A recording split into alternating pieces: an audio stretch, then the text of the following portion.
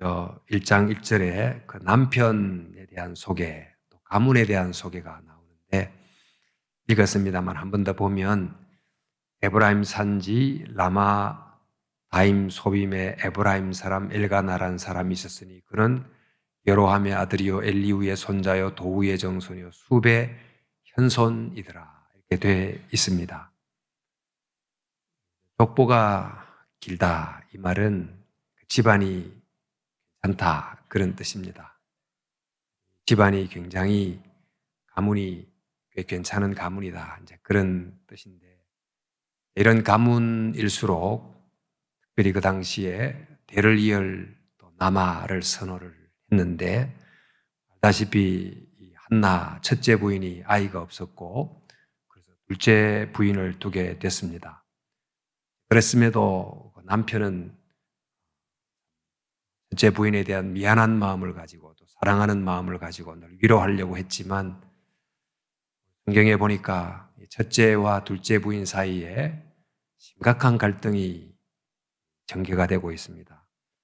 극적 효과를 위해서 성경이 1장에 한나와 분인나 사이에 이 갈등을 자세히 묘사하고 있는 것 같은데 상대의 가장 약점을 은근히 말이나 표정이나 방식으로 허투를 주면 얼마나 힘들고 괴롭습니까? 우리 한나에게 가장 약점이라고 할 수 있는 아기가 없는 문제를 걸고 분인나가 자꾸 힘들게 하는 거죠.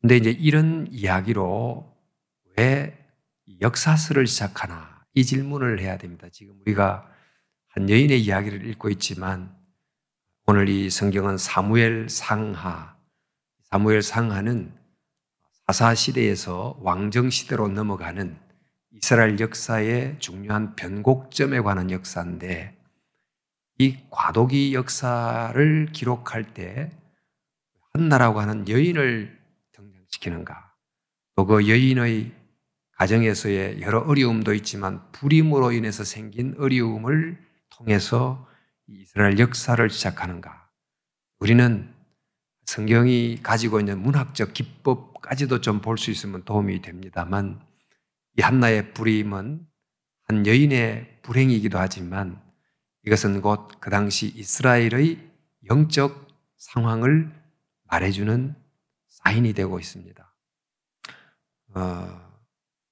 지금 시대는 사사시대 말기, 사사 중에 제일 마지막 사사가 사무엘입니다. 왕정으로 이어가는 그 선지자 역할을 했는데 사사시대가 어떤 시대입니까? 우리가 알듯이 당시는 자기 소견대로 행했던 시대인데 이 시대를 다르게 표현하면 하나님이 기뻐하는 사람들이 없었던 시대입니다. 많은 자녀들이 태어나긴 했으나 하나님이 보실 때 영적으로 정말 하나님의 백성 같은 모습으로 살아가는 자녀들이 없는 시대라고 볼 수 있어요. 한나의 불임은 곧 이스라엘 백성의 불임을 상징한다고 봐도 괜찮습니다. 이런 시대의 상황을 사사기가 굉장히 자세히 설명해 주고 있습니다만은 사실 그 하나님은 원래 가나안에 살 때 12지파 공동체로 살도록 하나님이 그들을 거주하게 하셨습니다. 그 당시 거의 주변 나라들이 중앙집권적 왕정제도를 가지고 있었지만 왕정제도라고 하는 것이 왕이 하나님의 자리를 대신하는 그릇된 정치로 인한 여러 문제가 많이 발생하는 것을 하나님이 아시고 12지파가 각각 하나님을 왕으로 모신 12지파 형제 공동체가 이루도록 그렇게 원래 계획을 하셨습니다. 그렇지만 그 사이 한 300년 동안 사사시대를 지나면서 이 사사들이 제대로 통치하지도 못했고 특별히 초기 사사부터 삼손에 이르기까지 계속 사사들이 더 그 사사의 영적 수준이 하락하는 모습을 보이게 됐습니다. 성경을 어떤 개인의 영적 신앙과 또 마음의 위로를 받는 이런 개인적 차원에서 또 각 개인에게 주는 그런 영적인 그런 효과도 굉장히 크지만 성경은 이 정치, 사회, 구조까지도 어떤 것이 건강한 구조인지를 보여주는 그런 메시지도 굉장히 많습니다. 그 시대로 말하면 왕정이라고 하는 집단주의라고 할까요? 왕을 중심으로 해서 하나를 개인의 인권과 존중을 고려하지 않는 그런 정치 체제가 있는가 하면 사사시대에 한 개인이 온전히 성숙하지 못했을 때 각자 자기 소견대로 행하는 모래알처럼 다 뿔뿔이 흩어지는 그런 모습을 또 이스라엘이 보였습니다. 지금도 우리가 우리 세계에서 볼 때 전체주의라고 하는 형태가 있는가 하면 서구 유럽의 극단적인 개인주의가 각각 건강한 모습을 보여주지 않고 있는데 바로 이 시대는 이방 나라들은 거의 전체주의에 가까운 또 사사시대는 우리 시대로 말하면 각자 소견대로 행하는 개인주의에 가까운 그런 모습을 보이고 있었습니다. 자, 이럴 때 이스라엘 사람들이 어떤 대안과 해결을 찾아가야 됐을까요? 그 당시 그들이 찾아가야 되는 것은 왕정제도를 추구하는 게 아니고 하나님이 정말 원하는 사람과 사람이 함께 살아가는 공동체적 모습이 무엇인지를 말씀을 통해 찾아야 되는데 다른 주위 나라가 보이고 있는 왕정제도를 우리가 따라가기로 그렇게 결심하고 하나님께 왕을 구하는 쪽으로 역사가 바뀌어 갑니다. 어쨌든 이런 그 상황 속에 이스라엘 12지파가 굉장히 혼란스럽게 됐고 또 심지어 지파들까지 간에 전쟁을 일으키게 되고 도덕적으로 굉장히 혼탁해지고 레위 지파들 하나님의 성소를 담당하는 영적 업무를 담당해야 될 레위 지파들마저도 제 역할을 다하지 못하는 거의 애너키 수준으로 전락을 하게 됐습니다. 그리고 이제 오늘 우리가 한나 이야기를 읽습니다마는 그 당시 있었던 그 성소의 제사장이 엘리라는 제사장이었는데 엘리 제사장은 나이가 굉장히 많아서 귀가 잘 들리지 않는 그런 좀 무능한 제사장으로 나타나 있는데 이것도 조금 상징적 의미를 가지고 읽어보면 하나님의 말씀을 듣지 못하는 제사장이에요.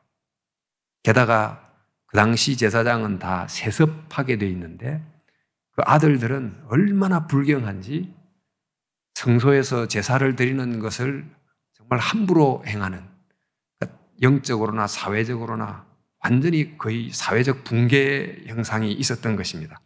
바로 이런 사사시대의 상황을 한나라고 하는 한 여인의 불임이라고 하는 상황을 가지고 설명을 해 주는 거죠. 자, 이런 시대에 던지는 질문, 우리는 무엇을 어떻게 해야 됩니까? 이 문제를 어떻게 풀어갈 수 있습니까? 이 사무엘서가 보여주는 것은 결국 하나를 향해 계속 갑니다. 결국 이 문제를 풀어주는 것은 누구입니까? 그러니까 한나의 이 스토리를 통해서 우리 시대에도 우리가 정말 사사시대와 같은 복잡한 상황에 처하게 됐을 때 한나와 같은 고통을 받고 있을 때 우리는 그때 무엇을 해야 됩니까? 이런 질문을 우리도 던지게 되는데 이 한나의 이야기를 통해서 그 답을 좀 찾아가면 좋겠습니다. 한나와 브닌나 사이에 이 갈등의 내용이 1장 전반부에 좀 자세히 나와 있는데 브닌나가 한나의 무자함을 두고 계속 힘들게 하게 됩니다. 그러나 엘가나는 경건한 유대인이어서 매년 성소에 올라가서 제사를 드리는데 제사를 드릴 때 남편이 두 부인을 함께 데리고 가서 한나가 좀 힘들어하는 걸 알고서 브닌나가 보는 앞에서 맛있는 거를 더 주는 거죠. 이 남편이 센스가 없어도 굉장히 센스가 없는 남편인데 그러면 브닌나가 남편이 없는 자리에서는 또 더 괴롭히고 이런 모습을 보이고 있습니다. 그래서 한나가 울어요. 힘들어해요. 그러면 남편이 한나여 어찌하여 울며 어찌하여 먹지 아니하며 어찌하여 그대의 마음이 슬프냐. 이 남편이 참 문제가 많습니다. 왜 슬픈지를 잘 몰라요.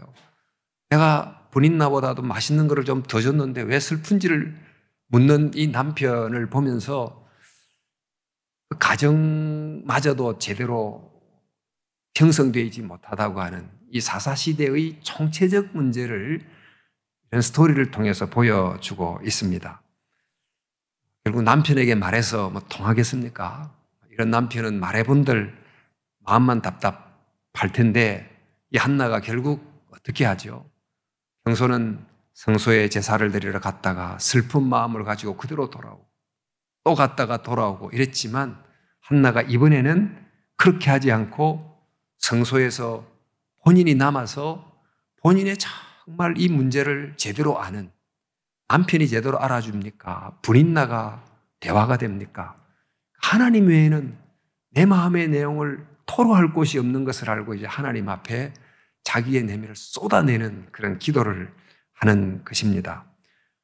얼마나 간절히 기도했는지 이 기도가 기도 속에 정말 깊이 들어가는데 엘리가 보니까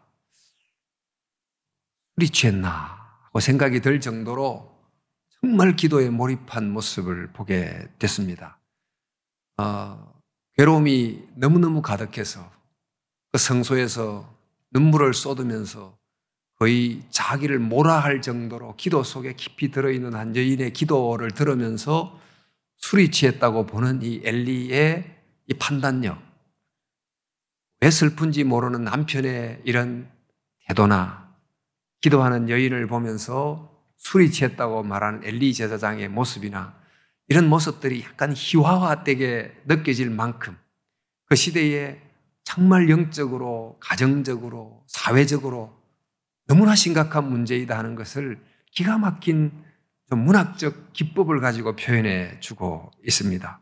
한나가 엘리가 술이 취했느냐 이렇게 이제 물으니까 언제까지 술 취해 있으려냐 포도주를 끊으라 이렇게 엘리가 이야기를 하니까 한나가 그럽니다. 내 주여 그러지 아니하나이다. 나는 마음이 슬픈 여자라. 포도주나 독주를 마신 것이 아니요 여호와 앞에 내 심정을 토한 것뿐이오니 그랬습니다.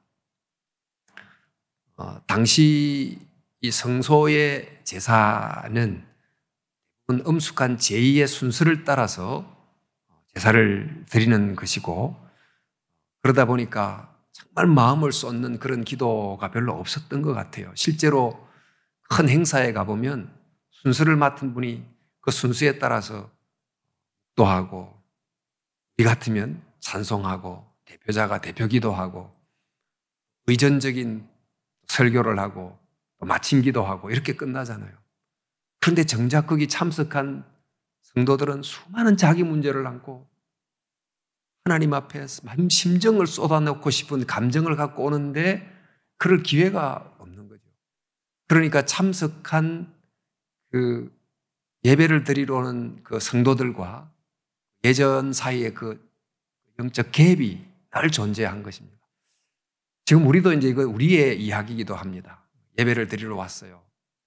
근데 제가 이제 아프리카를 다녀왔습니다만은 한국은 1부, 2부, 3부, 4부 드리다 보니까 일단 시간적으로 반드시 1시간 10분 안에 맞춰야 돼요. 뭐 어떤 이유든지 1시간 반쯤 되면 그때부터는 불안해요. 그 다음 예배가 기다리고 있고 또 시계 보고 그러는데 이 아프리카는 시간 개념을 초월하는 것 같아요. 딱 시작한 것부터 찬송을 부르기 시작하는데 이게 뭐 30분도 가고 설교를 하면 한없이 가요. 하여튼 좀 그런 자유함이 있는데 우리는 이제 그러지 못하죠. 예전이 훨씬 중요한. 어쨌든 뭐 예전이 필요하긴 하지만 문제는 그 속에 내 심령이 토로되는 그런 회복의 시간이 꼭 필요하다. 그런 의미의 예배 회복이 필요하다. 그런 점에서 내 목소리로 응답하고 내 목소리로 기도하는 시간이 꼭 필요하다. 그러니까 주일날 예배로 그걸 감당하지 못하니 금요 기도회가 필요하고 수요 기도회가 필요하고 개인적 기도회가 필요한 것입니다. 자, 이렇게 이제 기도를 한나가 하게 됐는데 한나가 기도를 하면서 이 중요한 말씀이 심정이 통했다, 이런 표현이 나와요. 기도는 모놀로그가 아니잖아요. 다이얼로그인데, 기도가 다이얼로그다 하는 것을 알지만 실제로 거기까지 가기가 참 쉽지 않습니다. 기도는 말하는 걸까요? 듣는 걸까요? 하고 듣는 건데, 정말 기도는 엄밀하게 말하면 듣는 거죠.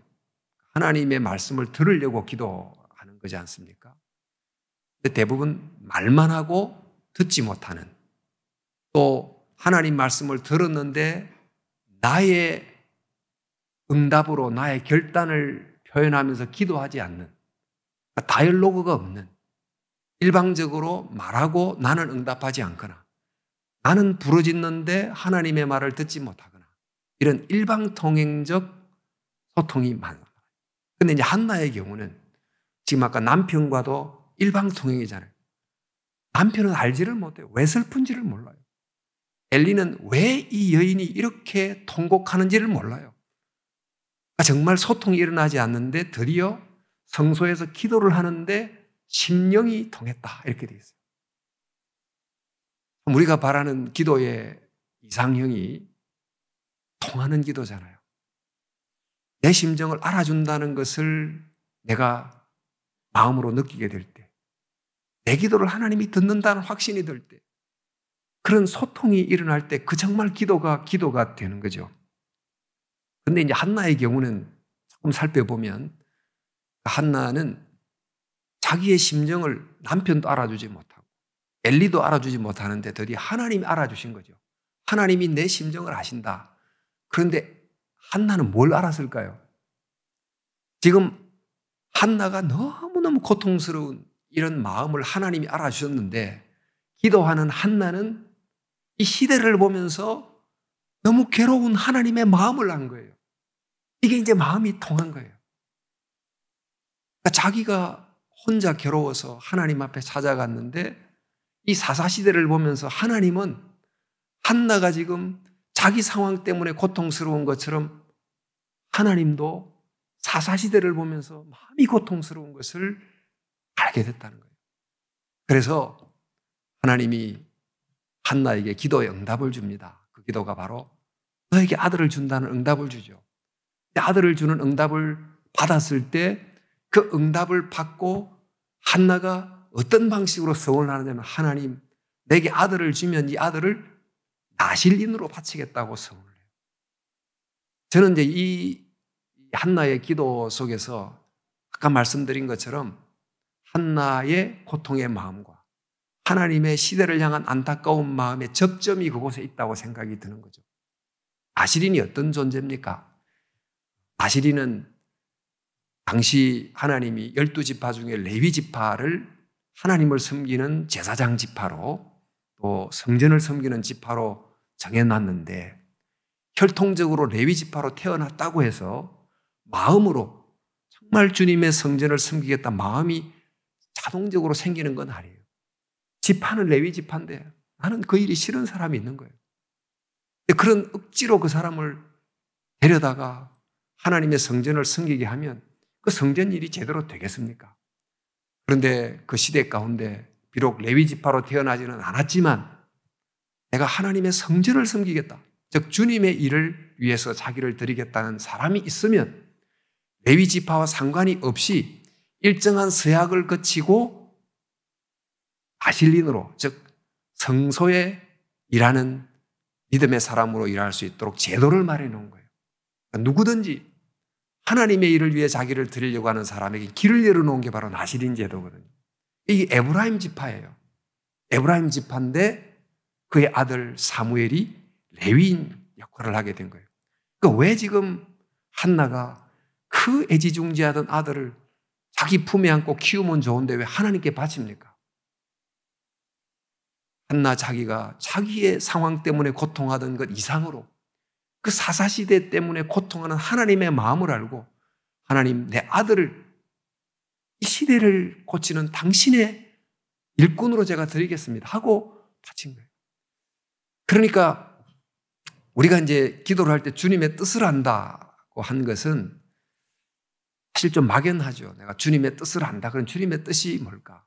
이 한나가 그 시대를 향한 하나님의 뜻을 읽고 이 아들을 정말 품에 안고 어릴 때 젖을 떼자 바로 성소에 엘리에게 갖다 바치는데 모르겠습니다. 아버지보다 어머니가 훨씬 더 자녀에 대한 이런 애정이 깊지 않겠어요?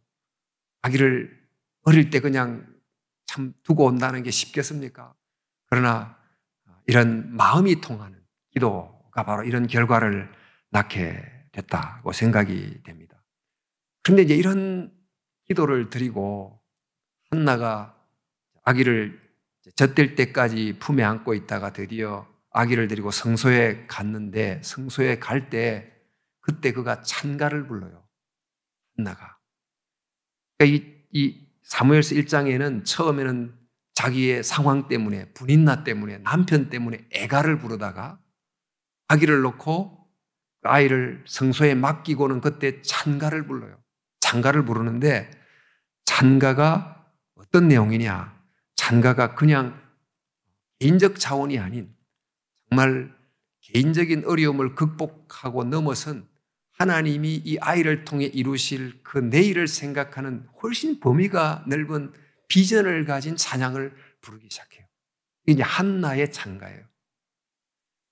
근데 이제 한나의 찬가가 바로 3년 전 통곡하면서 울었던 바로 그곳에서 아기를 엘리 제사장에게 맡기면서 동일한 장소에서 찬가를 부르는데 이 찬가의 내용이 어떻게 나오는가 보면 사무엘상 2장 6절에 보면 이제 나옵니다. 2장이 바로 한나의 기도 이렇게 나옵니다만 보면 여러분 한나가 기도하여 이르되 내 마음이 여호와로 말미암아 즐거워하며 내 뿔이 여호와로 말미암아 높아졌으며 내 뿔이란 말은 영광이라는 뜻입니다. 내 입이 내 원수를 향하여 크게 열렸으니 이는 내가 주의 구원으로 말미암아 기뻐함이니이다.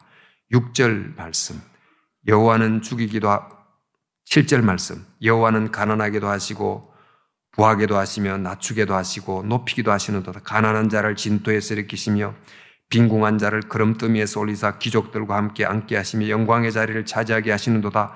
땅의 기둥들은 여호와의 것이라 여호와께서 세계를 그들 위에 세우셨도다. 그가 그의 거룩한 자들의 발을 지키실 것이요.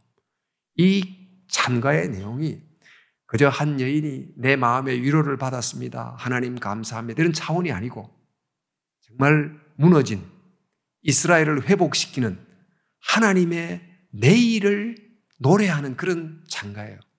그런데 이 찬가가 비슷한 것이 누가복음에 나와요. 여러분 예수님이 오시기 전에 그 시대가 뭘 닮았다고 할 수 있겠습니까? 지금 한나가 살았던 사사시대와 비슷하다고 보시면 됩니다. 너무 여러 면에서 무너져 있었잖아요. 그러니까 메시아가 왔지만 메시아를 알아보지도 못하고 그런 때인데 바로 그때 천사가 한 소녀를 찾아가서 오늘 너에게 성령이 잉태하여 아들이 있으리라 하는 제 말씀을 듣고 우리가 다 알다시만 그 처녀가 아이를 잉태하면 어떻게 됩니까? 목숨을 거는 거예요.